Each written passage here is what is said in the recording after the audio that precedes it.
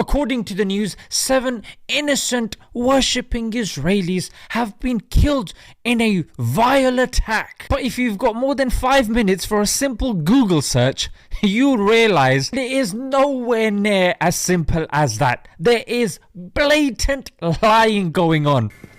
Pay attention. Assalamu alaikum guys, and welcome to another episode of Firstly, what you should know that this attack took place yesterday. But the day before yesterday, in a refugee camp in a place called Jenin, there was a massacre committed by Israel. And here 10 Palestinians were killed. Now, before somebody says, no, they were bad people. Yeah, they were bad people. What about this elderly woman, mate? What are you going to say then?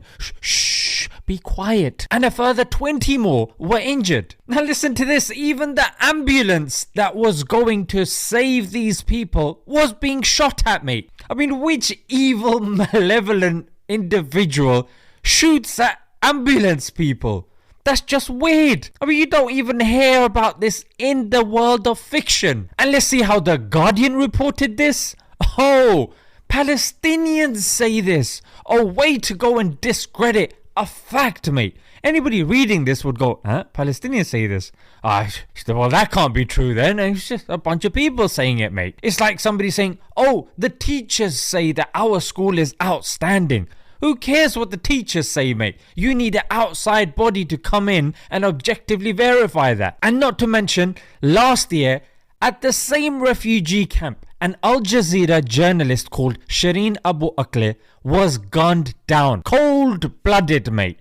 Until this day, nobody has been held accountable. In fact, since the beginning of this year, 30 Palestinians have been killed by Israeli occupation forces and Jewish settlers. Now let's get to the news that's being reported, now that you got the context. Now, if the news were doing their job, they would report it as such. Yesterday, on the 27th, there was a retaliatory attack, killing 7 illegal settlers in East Jerusalem. The United Nations Security Council Resolution 2334 affirms the illegal nature of this occupation. Now, obviously, this wouldn't help Israel's cause. So what did they do? They started clutching at straws.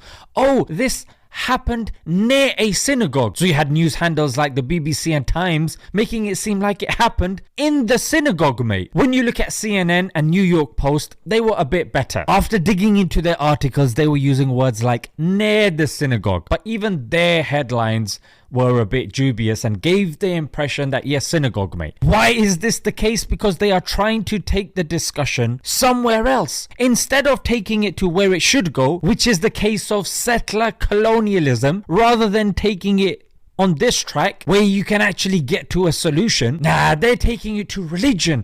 Look at these worshippers coming out of a synagogue. They gotta be Jewish, mate. Also, Muslim versus Jew. When it comes to Ukraine, you can fight against the illegal occupier, mate. In fact, all of Europe will pool together its resources to help Ukraine become free. When it comes to Palestinians defending their land against the illegal occupier, oh no! What are these people doing to these innocent worshippers?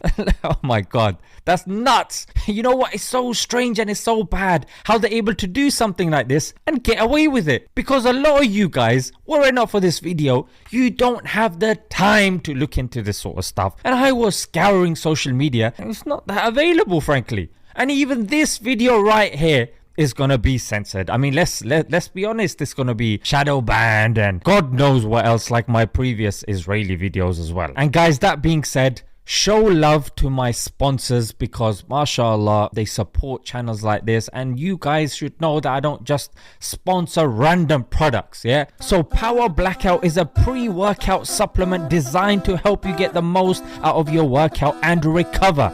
It's got 4 vital ingredients, mate, yeah? Number 1, it's got shilajit. I mean, this has been used in Ayurvedic medicine as a rejuvenator. It's got beta-alanine to decrease muscle fatigue. It's got citrulline malate to relieve muscle sores. And of course, caffeine for, well, focus, mate, yeah? Let's go show them some love. I've got some links in the description to help you guys out. And let's leave it there, guys. Until next time, Assalamu alaikum.